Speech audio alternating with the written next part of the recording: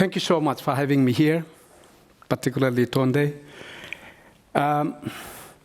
We have heard many times that peace is not just the absence of war. When people go through disasters and crises, they get the help they need. When they have hungry children, they can feed the children. When they have families needing medical assistance, they get that. And when they have people moving, seeking safety and dignity, they get support, the migrants and displaced population. If this is what constitutes peace, the story I'm going to tell will be relevant for today's discussion. As you heard on the introduction, that I lead the International Federation of Red Cross and Red Crescent Societies, or the IFRC. We pride ourselves being the largest volunteer-based humanitarian network in the world. And of course, when you are leading an organization of this size, you have policies, systems, procedures, rules, regulations, framework, and everything. Because you do require them to have some sort of an order, some system, some calm, or just to make sure that things don't become chaotic. But at the same time, I have learned throughout my life that the greatest innovations have come from just the opposites. The moments of not knowing or not having pre-existing plans. So I'm going to share with you my story of what I like to call the occasional beauty of naivety. It starts very early when I was just 13, and I'm a village boy from a little village in Nepal. I got a chance to study in a city school. That time, the political parties were banned in Nepal, except the student politics. So as you know, when something is banned, you become most interested. So my biggest interest was in politics. I wanted to get into this student union, but being a village boy in a city school, I had no chance. I got a huge opposition, and I had to withdraw. Then I had to make a compromise. The compromise was to join the Red Cross Club in the school. And this compromise, or this decision, was not based on humanitarianism because I did not know Red Cross much. This was about self-preservation, as you were talking about earlier. But once I took that responsibility, we came together, we organized. I had that naivety of not knowing what I was joining. So we were creative. We took innovations. We came with new ideas as young people. We organized first aid trainings and competitions and cleaning campaigns and fundraisings, international connections. And we created a movement of young leaders in that school. Now, when I look back, that naive decision was the best decision I could take. And the impact I believe I made was much bigger. And it's not only what we achieved there. Of course, it set me on a certain path in my life. And the young leaders we created that time working together continue to serve the communities later on when the countries went in the civil war, not civil war, the internal conflict, and just last 2 days, when country went through turmoil, these leaders are still serving in their communities. And that was a great outcome of a naive decision I took as a 13-year-old boy. Fast forward, 13 years later, I came back to Nepal after graduating my engineering from India. And I had a choice, but I didn't quite enjoy working as an engineer. But I was lucky enough to be recruited to manage a massive refugee program. And I guess that one of the reasons I got recruited, because I didn't have much of a job experience to manage such a big program, I think maybe the two things. First, my passion for Red Cross was huge that time. And probably being an engineer graduate, my English was good enough to lead that program where you had to work with many internationals. And as you know, when you had thousands of refugees crossing the borders, you work 24/7, because if you don't, people go hungry, or the children don't get treated. As we had built the program, we soon realized that in our food distribution, we were always running short of two items. It was sugar and the cooking oil. The bigger items were okay, but we were always short on that. And every time we produced a report, as you know, we had a loss. And you had donors on your back, and everybody is on your back. Why? We had a loss. And we had, I can tell you, when that happens, many of us who lead the organizations know, we have people looking into it, analyzing data, having focused group discussions, all those type of things. There's no solution. We didn't exactly know what happened. And suddenly one woman approached me, one refugee woman approached me and told me in my visit to one of the refugee camps, she just asked me, why don't you make women in charge of distribution? We know how to handle small things. And it was a light bulb moment because nothing else was working. And we completely changed the program to make sure that the distribution is now led by the women leaders in the camps. Within a month, the losses vanished. Absolutely.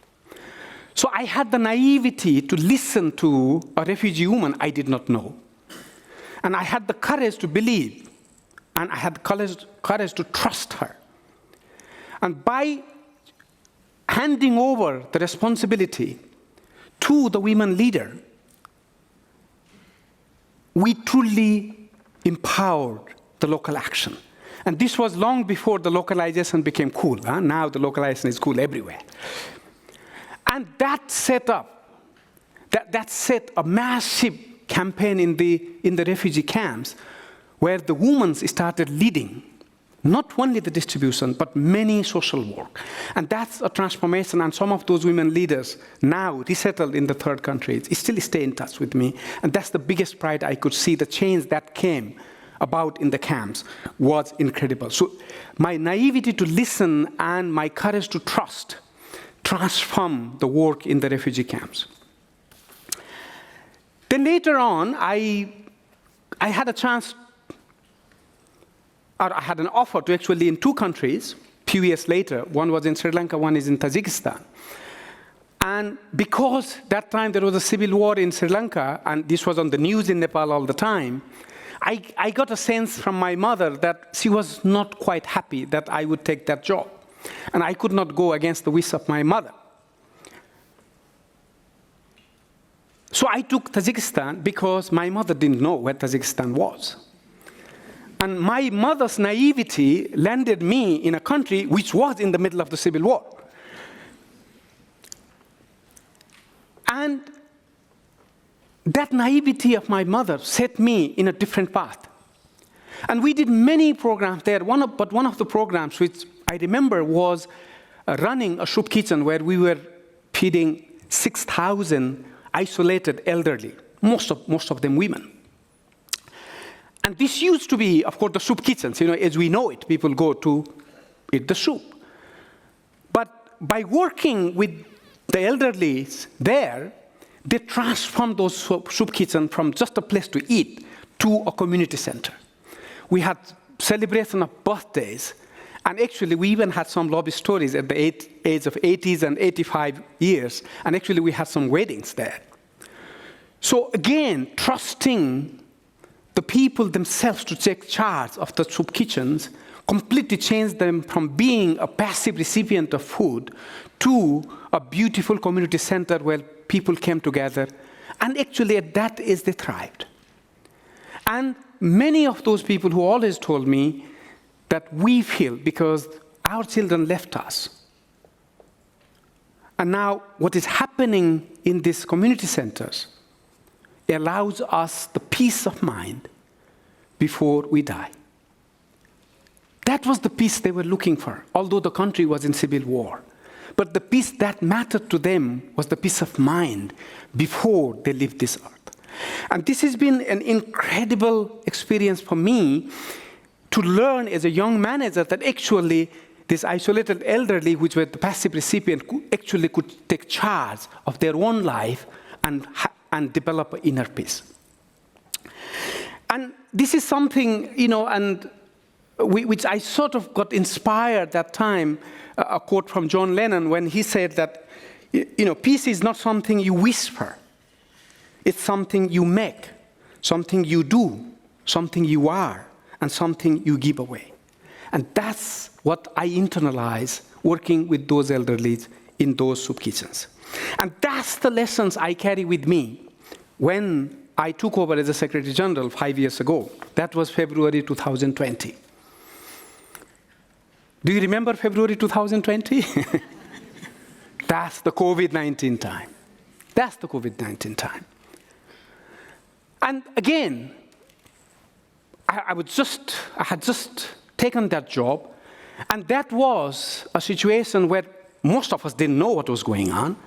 We had contradictory messages coming every day, but we had to respond. And again, that was the naivety of being a new leader of an organization. Sometimes when I look back, actually being naive was so powerful that we could take the type of decisions we could take. Those decisions of mobilizing